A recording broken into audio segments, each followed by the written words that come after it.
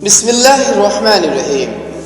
أحل لكم ليلة الصيام الرفث إلى نسائكم هن لباس لكم وأنتم لباس لهن علم الله أنكم كنتم تختانون أنفسكم فتاب عليكم وعفى عنكم فالآن باشروهن وابتغوا ما كتب الله لكم وكلوا واشربوا حتى يتبين لكم الخيط الأبيض من الخيط الأسود من الفجر.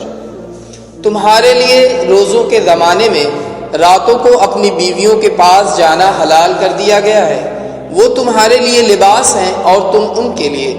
اللہ کو معلوم ہو گیا کہ تم لوگ چپکے اپنے آپ سے خیانت کر رہے تھے، مگر اس نے تمہارا قصور معاف کر دیا اور تم سے درگزر فرمایا.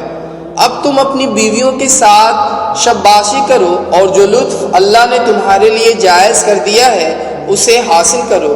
نیز راتوں کو کھاؤ پیو یہاں تک کہ تم کو سیاہی شب کی دھاری سے سفید صبح کی دھاری نمایاں نظر آ جائے. ثم اتموا الصيام الى الليل ولا تباشروهن وانتم عاكفون في المساجد تلك حدود الله فلا تقربوها كذلك يبين الله آياته للناس لعلهم يتقون.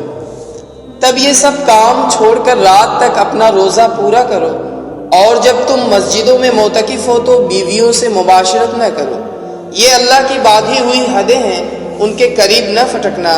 اس طرح اللہ اپنے احکام لوگوں کے لیے بصراحت بیان کرتا ہے.